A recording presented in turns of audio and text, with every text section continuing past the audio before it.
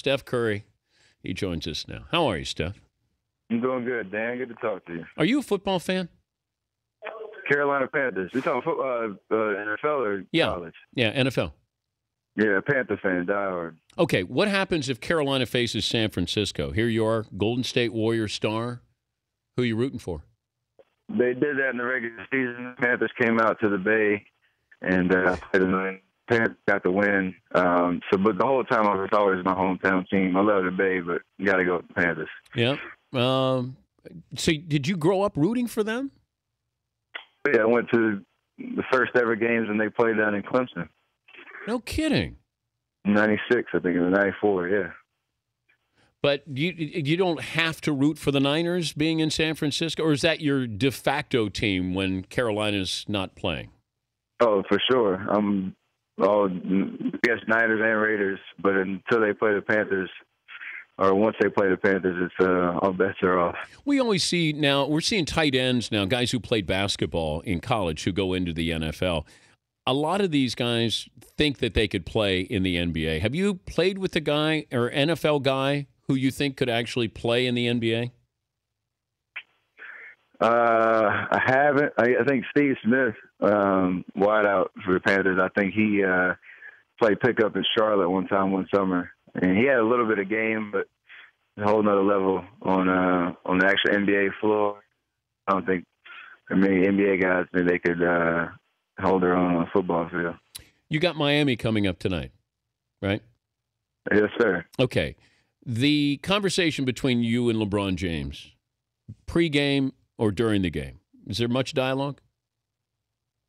Not really. Probably just a cordial. How's it going? Hope you stay healthy. All that kind of good stuff. But then once the game starts, it's pretty much business as usual. But he doesn't trash talk.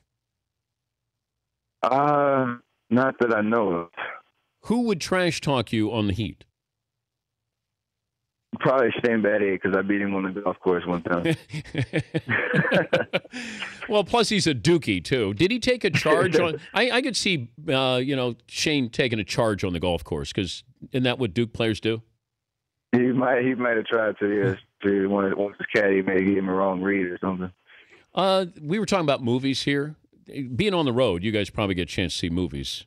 Last one you saw? Oh, man. Well, we have a 17-month-old at the house. So when I'm in the Bay, I don't get to go see the movies very often. And when I'm at home, I'm usually FaceTiming them. So I don't know when the last movie I saw was. Yeah. To be honest with you. Yeah. Well, you need to get out a little bit more. Maybe. I appreciate you challenging me on that. Yeah. Take your wife out, to have a date night. All right. There you go. I noticed that the numbers this year, you're approaching that 2010, that's pretty good territory to be in. How important is it for you to average 10 assists a game?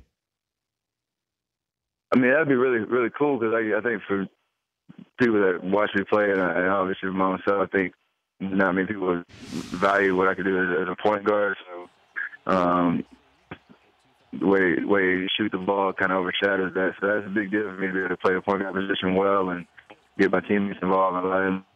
So it's obviously a priority, but for winning, I'm having an impact on that, and the assist numbers look pretty good. Are you at the arena? You got a bad cell phone. Are you down? We just finished around at our hotel down here in my.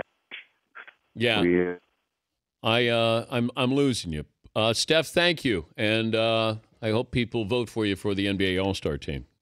So Steph Curry got Miami Heat coming up tonight. The Dan Patrick Show, weekday mornings on Audience.